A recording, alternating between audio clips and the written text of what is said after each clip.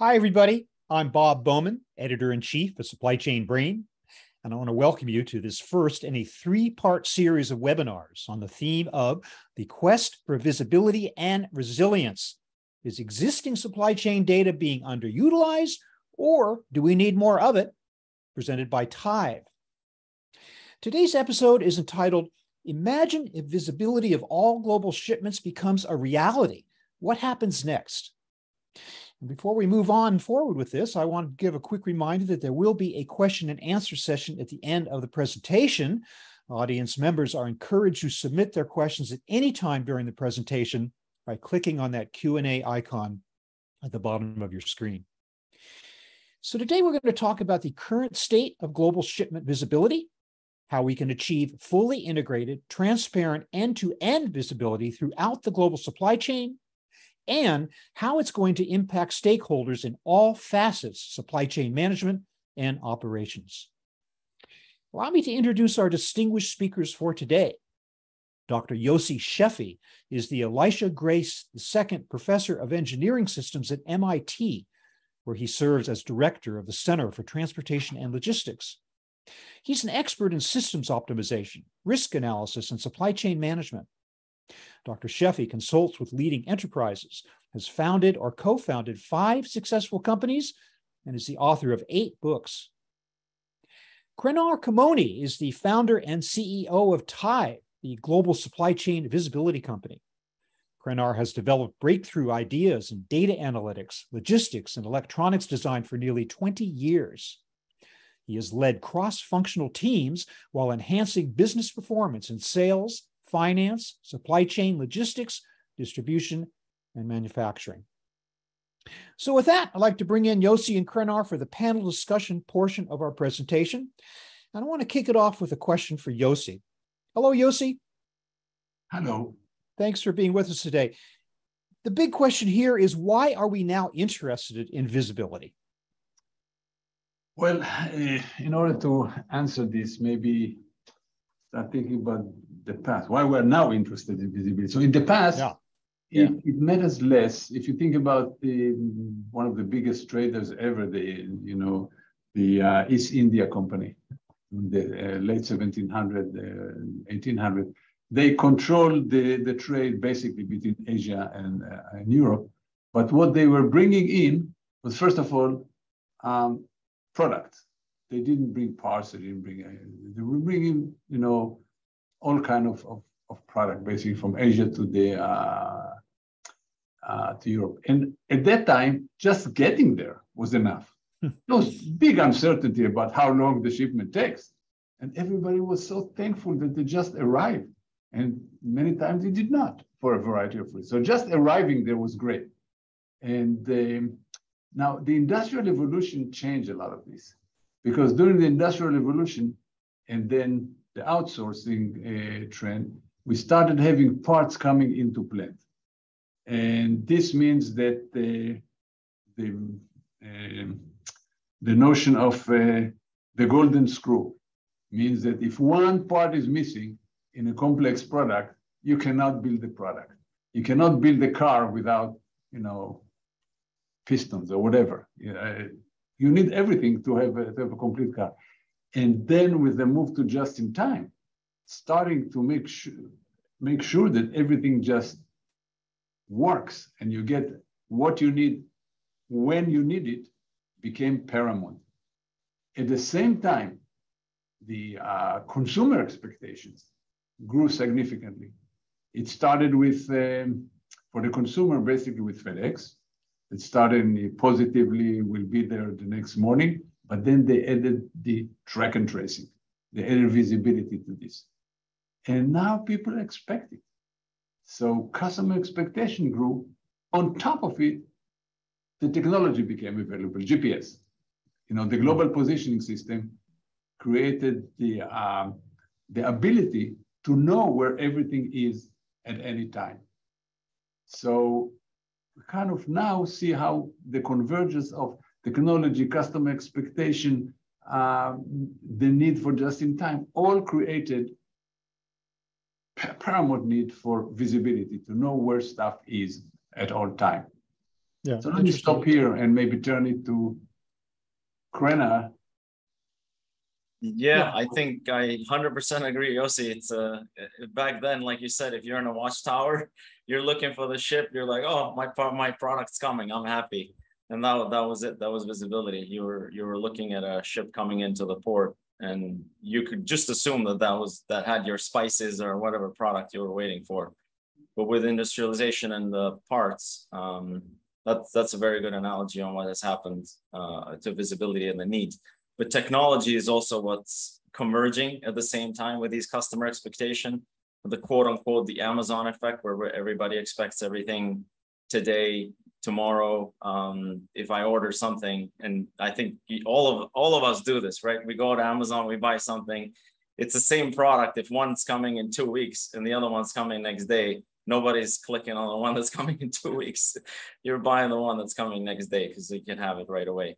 So that, and the convergence of tech is just the beginning of where visibility is going. And over time,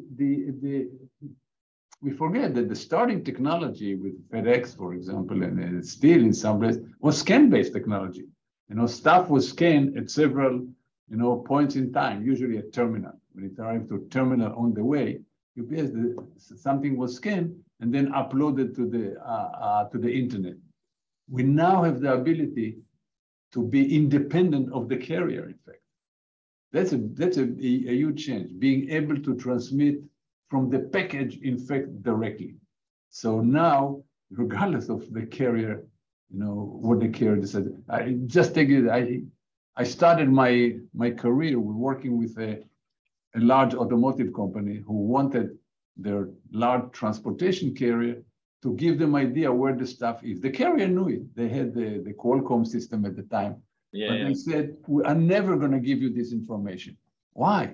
Said, because when you look at every day, you see that 1,000 shipments are going to be late. What you don't realize is that we'll do things and only 100 of them will be late. But if you think that 1,000 will be late, you'll start, inundating us with questions and we will not be able to work. But having the ability to have independent, that the shipper can have independent piece of information about where stuff is, it's huge. Interesting. So visibility goes from being a question of a trade secret, so to speak, to something that is absolutely expected, and also is such a part of the value proposition for consumers today, maybe even over speed. I mean, in terms of like where their package is at any given moment, they're happier to know that than they are to have it like in their hands 2 hours from now if they don't know when it's coming.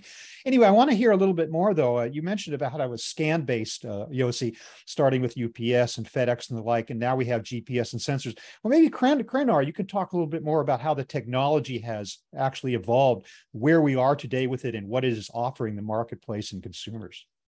Yeah, I mean, the tech has evolved a lot. I mean, if you just look at 10 years ago, 20 years ago, as Yossi mentioned, with Qualcomm making one of the first GPS trackers for trucks and telematics. And then I think it turned into Omnitracs, from what I know, because Omnitracs bought that technology from Qualcomm. And that was revolutionary. All these carriers now could know where the trucks were. They didn't even have cell phones back then, which was really difficult. Truck drivers didn't have cell phones. So you just had to wait. You didn't know where the truck was. Did it break? What happened to it? So that visibility helped the fleet owners quite a bit. And then shippers realized, hey, we would love this information because we can tell where things are, if they're late or not. But the way they relied on this information, like you said, they were not sharing it directly with the shipper, but they would tell them on phone call, well, out of 1,000 shipments, 50 or 100, like Yossi said, are going to be late. But it was still phone call. It was still relying on the carrier. And even today, I don't know, Yossi, if you agree, but probably a lot of shipments still happen like that today. As a shipper, when it goes out, you still don't know what's happening with it. Yeah, and partly is because, most shipments go through certain stages along the supply chain. Yes. And carriers are not exactly incentivized to share information with each other. And it goes to some black holes when it goes into customs, when it goes to, there are, dark spots, along the supply chain. So having something that can communicate directly through satellite to the global positioning system can work almost everywhere. So that's Yes. a huge advantage. Now, we would actually like to know more. It's just that the main problem is sharing of data. Because if I'm a consumer, let's say I'm ordering a truck, I would like to know that it's now on station number 15 on the Ford assembly plant, and it goes to station number 16, and it goes to station number 17. Ford is still not releasing this information. They have it, of course, but they're not releasing this information. Again, just an example that, we would like to know even more, but as long as it's under Ford's control, they don't release it. Even though as a consumer, I'd love to know it's everywhere in the process. I'd like to know which hold it is on the ship. I'd like to know, which igloo it is on the airplane. But the availability of local, and that's very important, the low cost, which we didn't touch on yet. The OmniTrack was about $4,000 to $5,000 per truck. Yeah, it's a lot of money. Now it's basically free. Yeah, 20, $30 a month. Enormous change. And it's quantum change in development. And you can just look at this phone right here, right? The iPhone. When did it come out? The first one was like 2008, 2007, 2000. The first iPhone 2007. So it's 15 years ago, but 15 before that, you were flip phones. Before that, it was the brick, and all this information is becoming more powerful. But like you said, it's becoming more cost effective. One day, I really think of it most as like an iPhone on every shipment, an iPhone on every package. Not this kind of power. You don't need all this power. You don't need to stream YouTube videos, but the little chips that are telling you exactly where the shipments are and very low cost. And what's happened over time as the semiconductor industry has changed, gone from 250 nanometer, which is quarter micron, down to now we're making chips down to 10, 9, 8 nanometer technology. That's making, you can put more transistors in a single chip. You can make it even lower power, so the really tiny battery can power it. And there's a lot of new wireless protocols, technologies that are being developed, so you can transmit at very low power, consume that power, and make it last for 6 months, a year. It's been pretty exciting to see. And it's not ending, right? That Moore's law curve is continuing to be in effect. But in the meantime, I think, Yossi, you're saying that there really isn't just one kind of visibility, that it takes many forms depending on what you're able to do, what it costs to, and what the consumer is really asking of you. Is that not correct? Yes, but the most fundamental change happened in shipment visibility, basically, because that's when we do not have any to rely anymore. If the shipper wants to do it this way, does not have to rely on the trucker, on the airline, on the shipping company, on the railroad, on anything in between, but they can do it on another, maybe, I don't know if that's what you're referring to, another confusion in this business. People confuse transparency with visibility. And what is the difference between those two? When we talk about transparency, is letting partners, which means communities, government, consumer know how we operate. What do we do in our supply chain processes? Because we want to be transparent about things that they cannot see. When you buy a product, you can see the color, you can taste it, you can see, how we drive, whatever. What you cannot see is if people use, slave labor in the supply chain. What you cannot see is that people were polluting the local rivers. These are the things that you cannot see. And transparency means that you open your operations to auditors, to customers, to local government. So you are operating in a transparent way. So people know what you're doing. Visibility, meaning collecting a lot of data about what's going on with a shipment, for example. And you do it for two reasons, by the way, both for real time, understanding where it is, and collecting all this data allows you to analyze it later and find out, for example, bottleneck. Find out where stuff is, the average time is X, and now, a certain percent of the time it's 3 times X. where it is happening, what's the problem, where were the problems. So it's two uses, both for real time, understanding something that I can solve right now, or later on, understanding supply chain issues. But I wonder also if, to some extent, that visibility serves as the basis for allowing transparency. I mean, Krinar, how do you see that coming? The kind of technology and systems that you just described to us that are in practice today, how do those actually end up leading to the larger question of transparency? Is there a direct line from one to the other? It's not really direct. I think, as you said, transparency is where customers and consumers, like a vendor, for instance, telling the world, hey, when we built this product and this ingredient had no child labor whatsoever, or if we are sending a product, we can tell a customer this battery has no lithium in it, and they can trust us. We're being very transparent on how that happened. However, visibility could potentially act as quote unquote proof of transparency.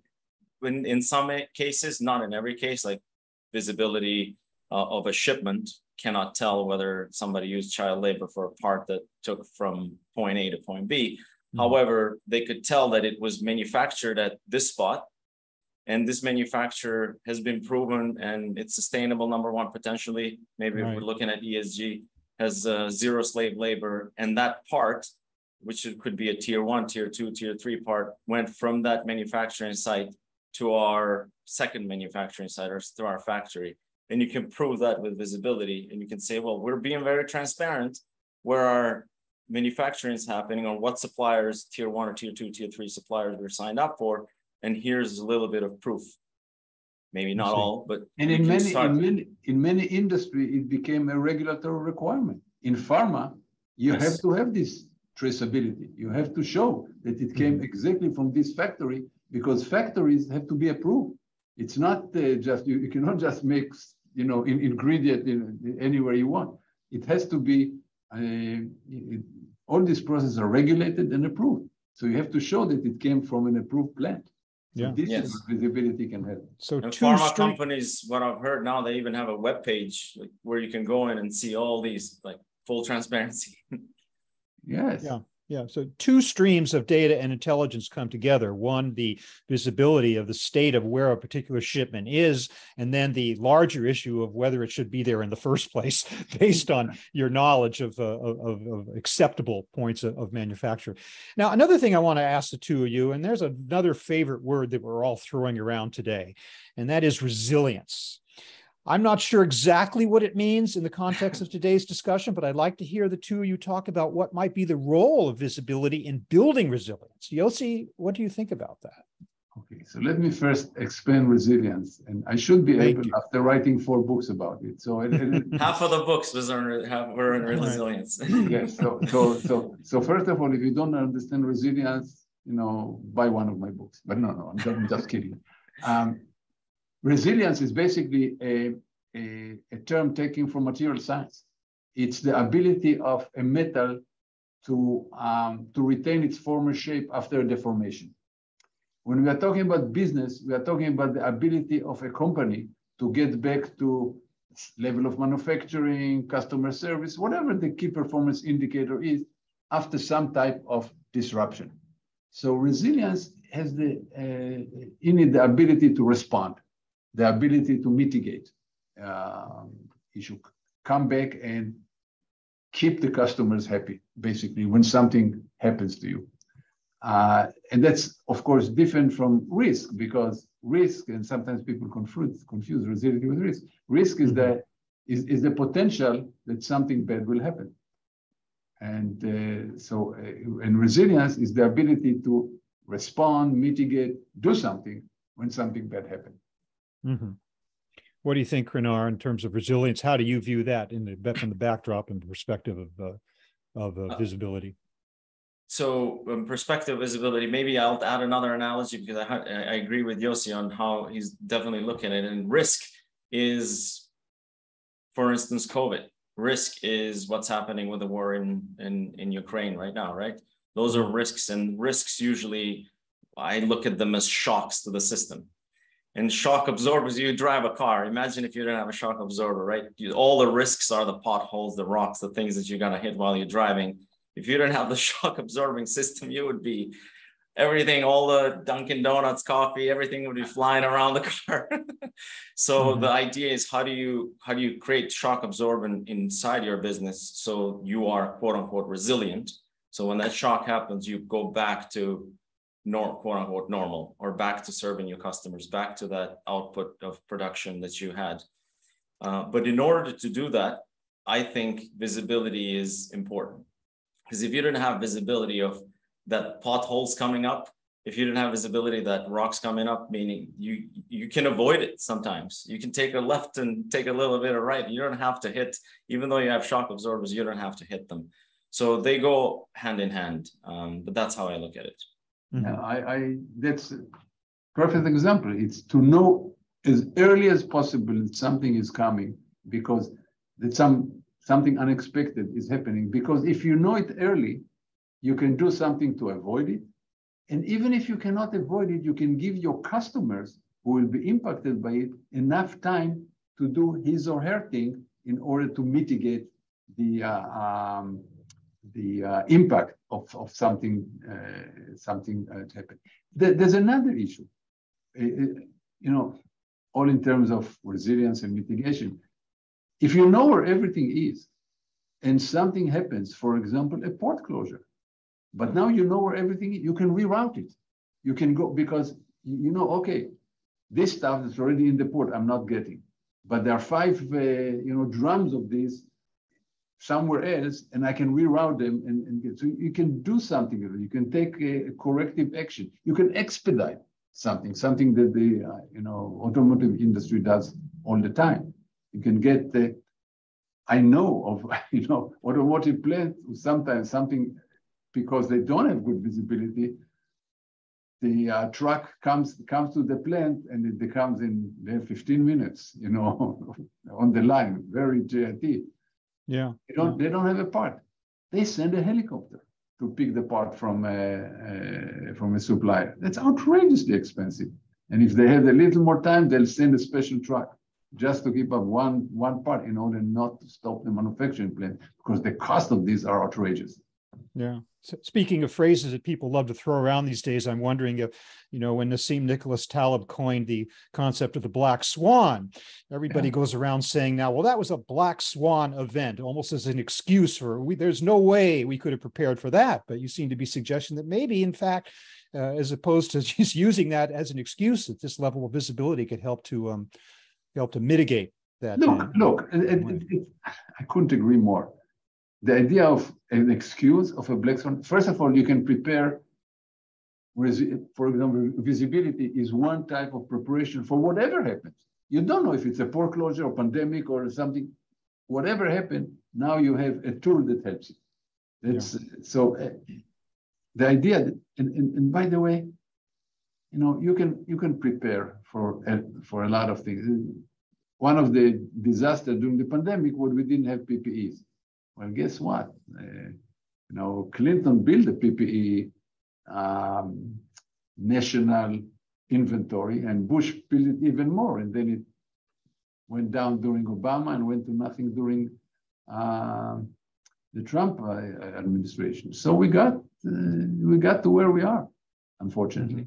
But again, you can prepare for a lot of stuff, and visibility is one of the most important tools to give you early warning. Yeah, interesting.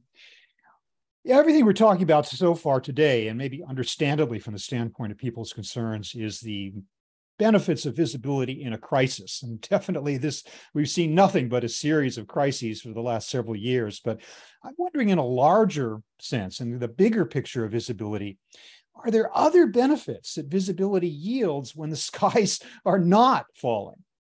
What do you think, Yossi?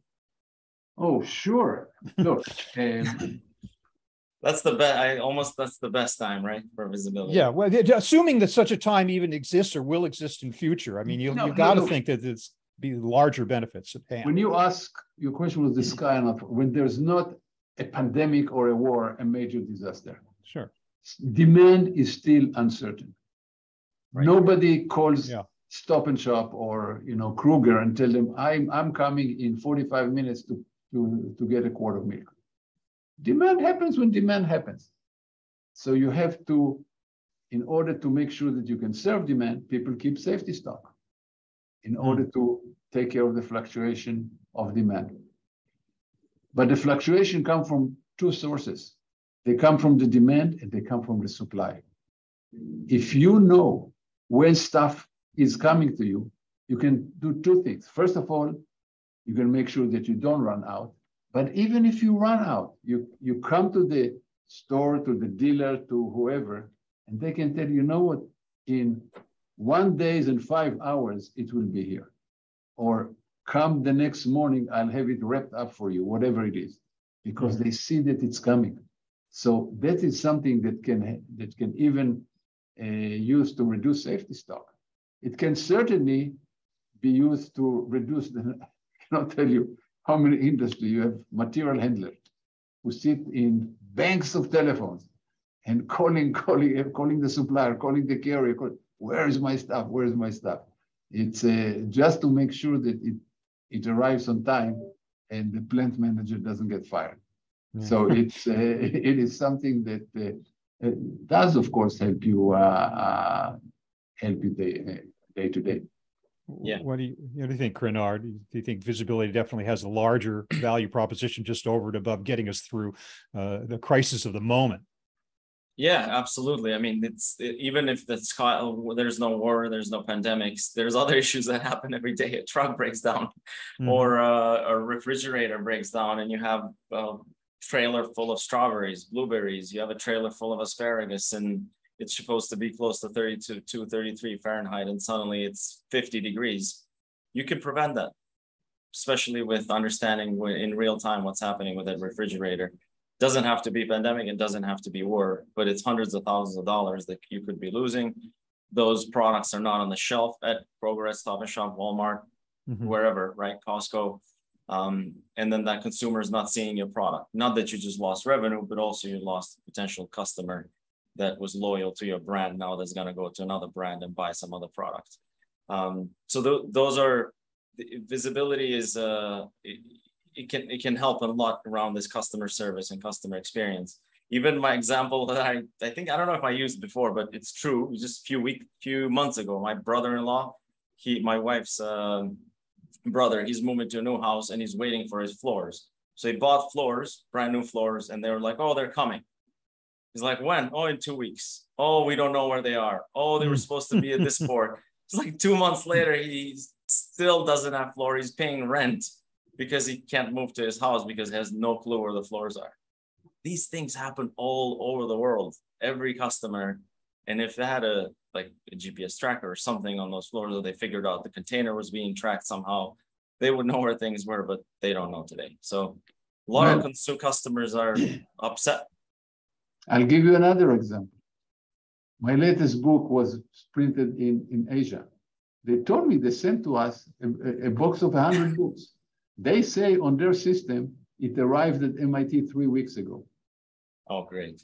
MIT on their system say the delivery to my office. The only fly in the ointment is it's nowhere to be seen. Oh, good. Where the hell is it? I mean, it's actually a case that we just did with it this morning. Where nobody knows.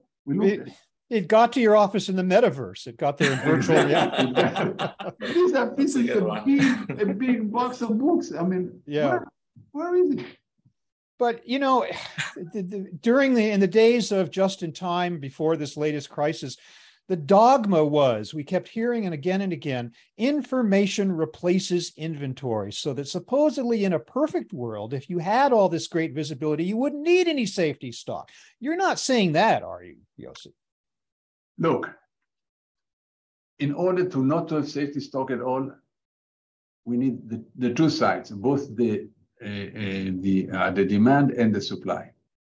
Perfect visibility will solve the supply problem. I mean, we would know where everything is, we would be able to order, everything will come on time, that's great. If we can condition the consumer to shop when we want them to shop, but anybody who thinks this way have not dealt with my wife. So it's just, I don't think this is in the cards, because 20 minutes before she goes to the store, she doesn't know she's going to go to the store. So if she doesn't know, how would or what she's going to buy once she gets there. Of course, what she's going to buy, depending on what's in the store. Yeah. The more in the store, the more she'll buy. But which is an argument for keeping store inventory. Look what happened with toilet paper, right? Even people, they didn't have to buy all of it, but they went and bought 2, 3. I bought 2 or something. Well, that's the human psychology, the panic psychology that takes hold. And even that has to be figured into thinking about what's going to happen in the future, that consumers acting irrationally. It's not, by the way, it's not only consumers. We see now big companies, Walmart, businesses. One of the best in supply chain management, and many other companies, Siemens, Mercedes, they all announce huge stocks, huge inventories. And they are starting, a lot of the retailers are starting to run promotions now because they are got too much inventory, sometimes of the wrong stuff. I know manufacturers have a lot of the wrong inventory because they are the same. It's really amazing to think that sophisticated manufacturing got into hoarding out of panic. But it's a system, the board is riding on the CEO is riding on the operations manager, riding on the material handler. Where's the stuff? Okay, I'll order more. I mean, and now. So I heard there's I think a bill or something that wants to get passed. So because I've heard there's a lot of orders that went out. Now people are canceling. Businesses are actually canceling orders, and there's a new bill that's being passed by the government saying, hey, if you ordered something, you get to buy it. You can't cancel because everybody on the supply side is preparing for you to get the stuff. On the consumer level, we're also hearing, well, there's stuff on the shelves now, but customers don't want it anymore. So aligning those two things is just such a challenge. I know we're going to get to the point we're going to run out of time here, but I just want to ask you guys to kind of take us beyond shipment visibility. Where do we go from here? Beyond modes? I mean, what is the future of visibility? Yossi, maybe you could give us a crystal ball kind of picture. Yeah, the crystal ball will have to do with more sharing of data. That's the crystal ball. Because right now, a shipper, even think about a retailer that wants to have inbound shipment visibility. They'll have inbound shipment visibility from tier 1 supply chain. It's very hard to get it beyond. Now, if we can get, tier 2 giving to tier 1, tier 3 giving to tier 2, and they're all uploading it to some secure website, then we're starting to have real end-to-end visibility, which we don't have really now end-to-end. We have tier 1 to end, or sometimes tier 2 to end, but it's very hard to go beyond that. And there are actually structural problems in doing this, because in many cases, tier 1 doesn't want to tell the OEM who tier 2 is. It's a trade secret, because sometimes they're afraid they'll go around them. Sometimes they just trade secrets. And then you go down to tier 3, 4, 5. They make stuff they don't even know that it's going to the OEM. They make stuff that's going to some other stuff, into some other stuff that then gets to the OEM at the end. So, but this problem can be solved by technology, but it has to do with people willing to share and people willing to upload data. It's harder when there's no what we call supply chain master. When Walmart is sitting there, they can tell its tier 1 supplier what to do. But mostly that's where it ends up. Kunar, how do you see the future of visibility? I see that obviously as tech is going to get more and more evolved, as we discussed, it's going more towards shipments and cargo. Like that way we're tracking not the actual asset that's moving the goods, but the actual goods. That will happen. I mean, you look at kind of technologies these days. I don't want to show our tech here, as I've promised. This is an educational session. We're not going to promote anything here, but technology is getting better, and I believe it's going to go more towards shipments and cargo. The other thing, I think, what's going to happen, if you look at what's happening in the crypto world, I don't know if we're going to learn something from it in blockchain and how they're doing things there. Maybe we can learn some of the things, not today, but in a year, 2 years, 3 years, 4 years from now. And Yossi, what you mentioned, tier 3 not sharing to tier 2 and tier 1 because they don't want to know that it's my secret supplier. Maybe you can at least tell that it's going to be on time, or it left the supplier You don't have to show, like, visibility doesn't always mean longitude and latitude. It could also mean, hey, based on the longitude, latitude, I'm deriving these second, third, four tier information that I can share. I can share level 1, 2, and not level 1, not level 2, but I can share level 3 and 4 information that's derived from level 1 and 2.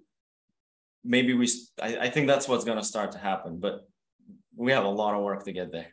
Yeah, for sure. Absolutely. No, it's a good vision. I agree. Interesting. Yeah. Well, those are some great insights from both of you, and thank you so much for answering my questions, to the extent that there are any answers to these questions today about visibility and where it's going. But at this point, let's move into the audience question and answer portion of our presentation, because we have quite a few questions from the audience. And even as we are answering these questions now, there's still time for you to submit your questions by clicking on that Q&A icon at the bottom of your screen. So I'm going to start with this. I'm going to kind of throw it into the mix and see who wants to take this and who wants to respond. And let's see if we can get some response to what our audience is asking us today. And by the way, we're getting a lot of questions, so this is awesome. We are getting a lot of questions, boy, definitely. And it's a great audience today. So here's one. In terms of real-time visibility, have you seen any technologies that are able to track at the SKU or part level across supply chain transportation modes, truck, rail, ocean, air, etc.? What do you think? Krenar, maybe you Krenar. go with that. you are it. So it just so happened. Gee, we got the right guy. SKU, right? SKU, if it's a really big SKU, I think it's pretty easy. There's technologies like we've developed these trackers that are 5G, they connect to 4G, they connect to 2G, they connect to all over the world. And you can attach it to the product and you know exactly in real time, exactly where the shipments are. But then if the SKUs are becoming smaller and smaller, meaning if you're in a package, then it becomes difficult to put these on every single package. But what we've developed recently, for instance, there's technologies like these. This is not real time, but it measures temperature and it stores temperature for a very long time. And then you can read it with a phone later. But in a year, 2 years, 3 years, 4 years from now, the technology to make it real time, know exactly where the shipments are, even down to SKU level, will happen. It's inevitable. But today we're not fully there yet, because maybe we can do something, but it's going to cost $50-$60. It's not, we got to get it down to a sub $10 level to be able to get to that type of visibility. So there's a lot of technology that exists today, but down to small package level, SKU level in real time, we're not there yet. Okay. We have a questioner here who observes or suggests that carriers such as ocean carriers, direct airlines, are not especially incentivized to improve visibility and data just because they're kind of in the driver's seat right now, that they can say no to new customers, that they basically the power rests with them. And it says, until this attitude changes on the carrier side, how can technology overcome the gap of them not focusing on data quality? Well, the good news is we are likely to have a recession. So it's good news. Of course, it's not good news, but I think it's almost baked in. Almost. It's not, nothing is sure. But, you know, it goes in, you know, sinus waves. You know, carrier has the power, shipper has the power, carrier has the power. The good thing about technology is that once you get in, it's in. Once you get the mindset that you transmit where stuff is, it's in. The second thing is, and the most important, one of the most important points that was made earlier today during this webinar, is that now tracking can be independent of the carrier. So if the supplier puts a tracker like this, like the one that Krenar showed on the package, then it's being tracked regardless of the carrier. Doesn't matter what the carrier wants to do it or not. So you can have it anyway. Yeah. And I would say that I think we're still not there yet, but if you think of carriers being able to, today you book a load, you pay it, and you expect that visibility data to come in, but maybe there's a way to incentivize them with micropayments. And today, the issue with micropayments, I think, is that there's fees everywhere. If you send somebody $1, you got to pay 20 cents to send that $1. But maybe in the future, I don't know, a year, 2 years, 3 years, 5 years from now, those micropayments are going to be more acceptable, and we can make that a reality. But I see it looks like Bob will probably be joining, but maybe I can look at the questions here from the audience and pick something here.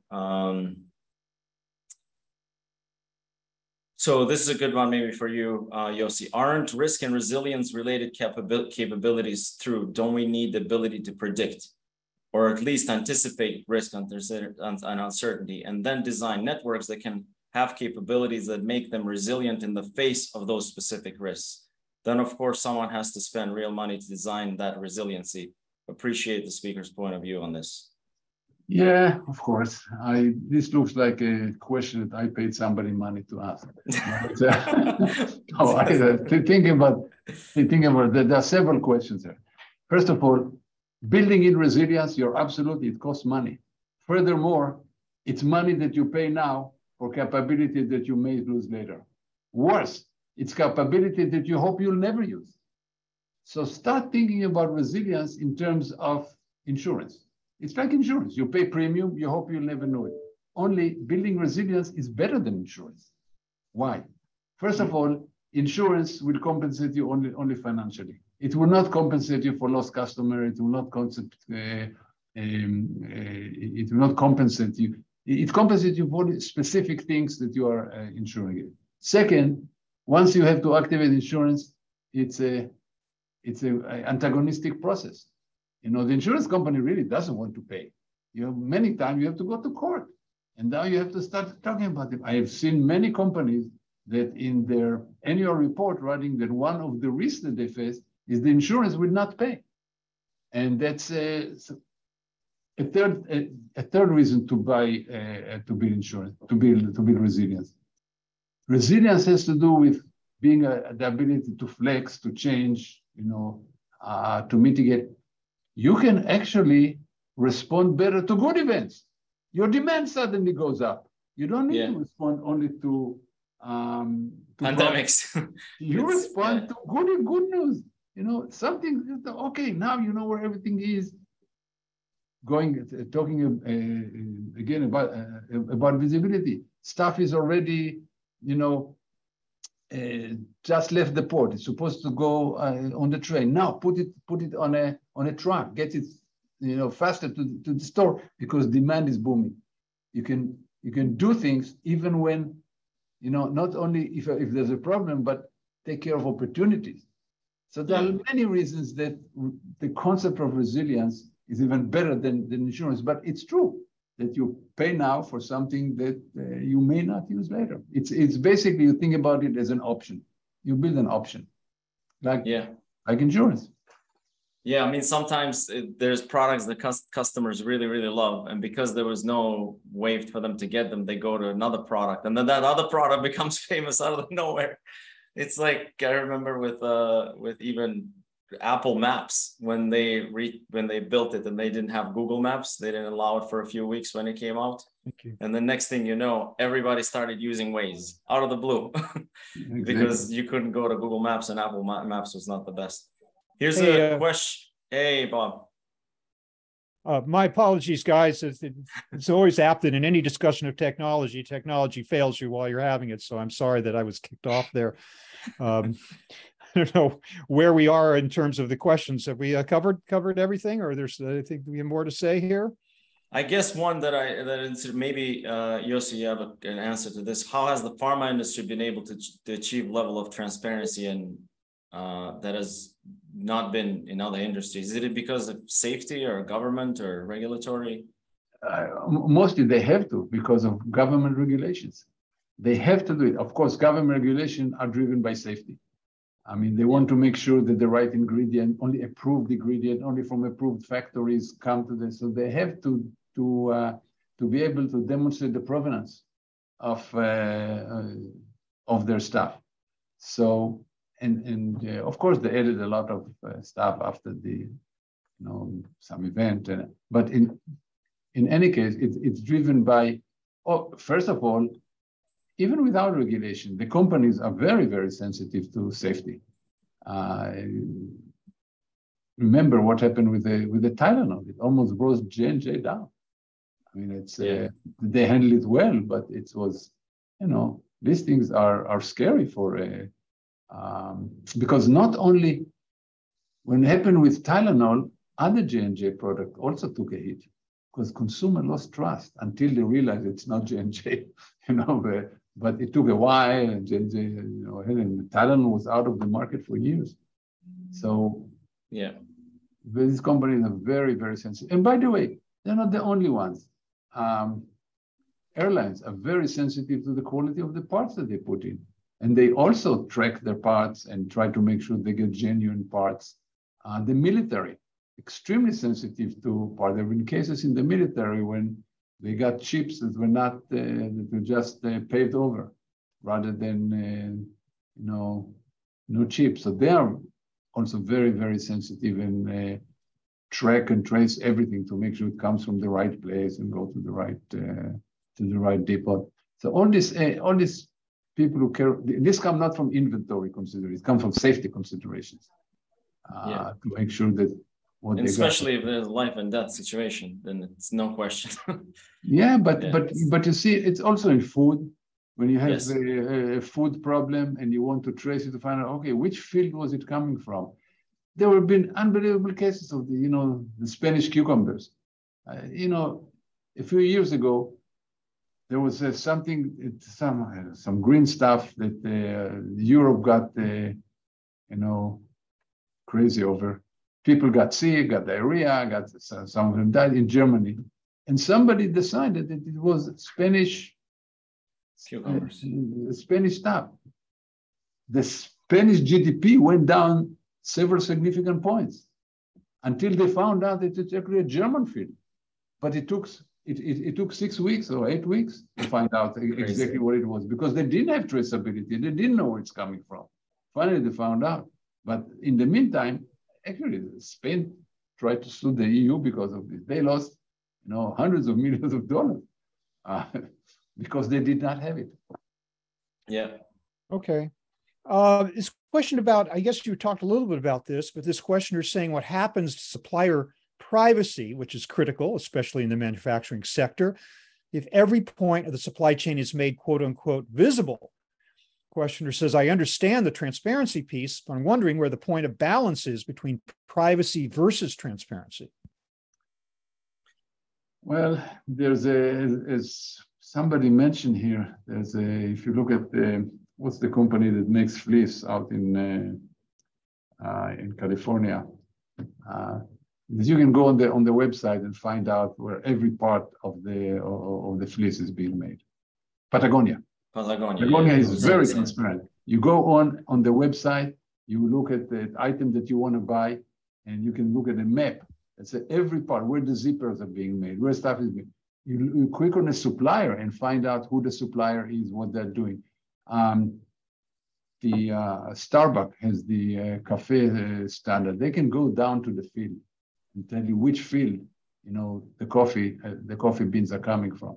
So some companies are, of course, investing a lot in this, in finding out exactly where stuff is coming from. It's for them, it's the way of doing business.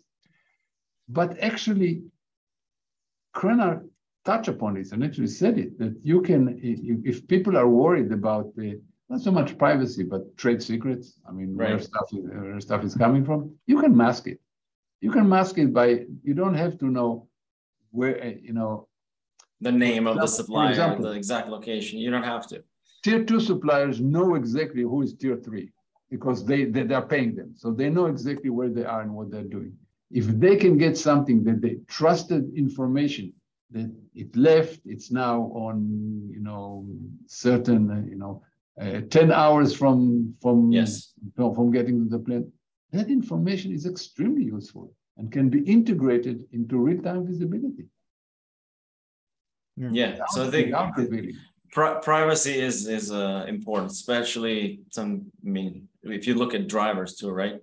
With carriers, you don't want to know that it's Jim or John or somebody driving or the truck. You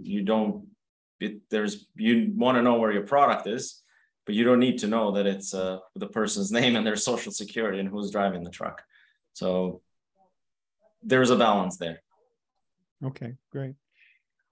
Are there geography-specific differences to acquiring carrier data? And if yes, which or what? Unless there's adoption across geographies, won't end-to-end visibility continue to remain a challenge? The short answer is yes. I mean, you know, as we said, a lot of it has to do with collaboration, maturity, honestly, realizing that it helps everybody. It can be part of you know, the OEM or the largest beast along the supply chain, laying out the rules. This is how we do business.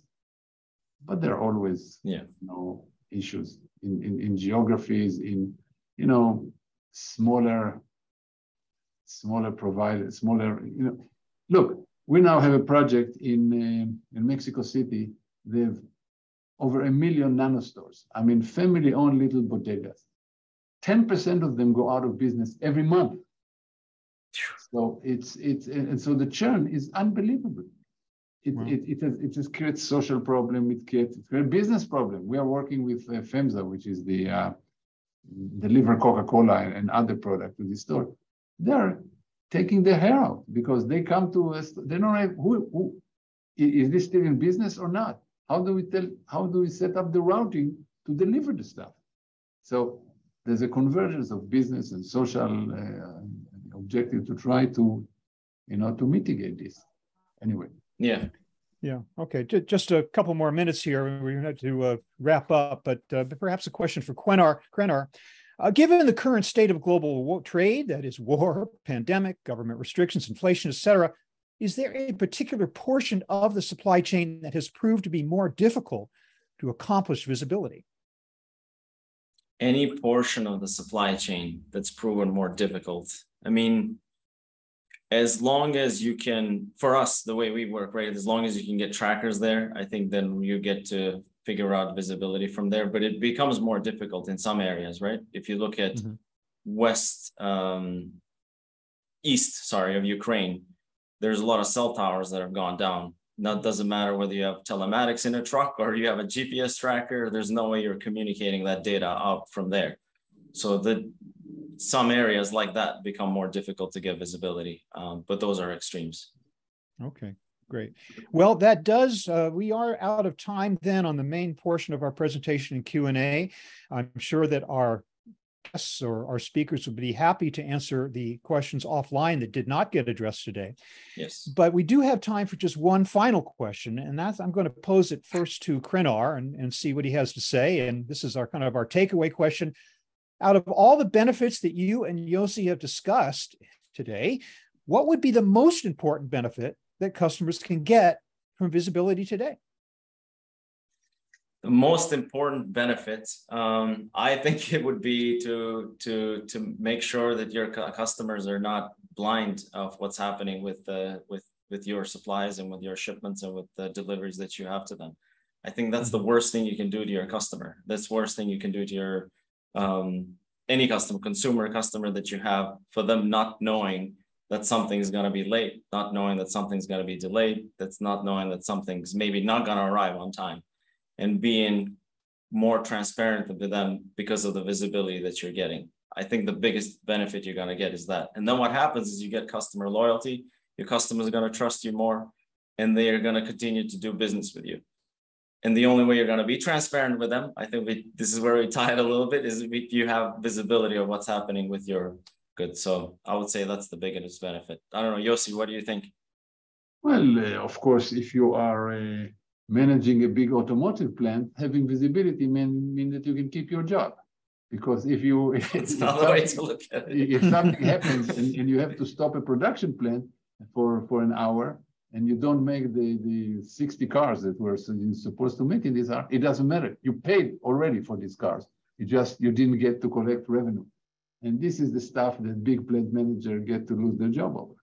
So I agree, of course, that customer is the most important thing. But there are other issues that can, yeah. Okay, great. Well, I think we've had a really enlightening hour about the power and promise of supply chain visibility, to the extent whether or not it's end-to-end, when, if not, will it ever be? So for that, I want to thank our great speakers today, Dr. Yossi Sheffi of MIT and Krenar Maimoni of TIBE. I do want to note that you should join us on August 17th at 10 a.m. Eastern for the second in this three-part series on the quest for visibility and resilience. Question being, is existing supply chain data being underutilized, or do we need more of it? The topic next time will be the quest for the enlightened supply chain. You'll get more information in a follow-up email along with the URL to register. So again, thanks everybody. Thanks Yossi, thanks Krenar, and thanks to our audience for your attendance and for your great questions. We'll see you next time. In the meantime, have a great day. Thank you, Bob. Thank you, Yossi. Thanks everybody.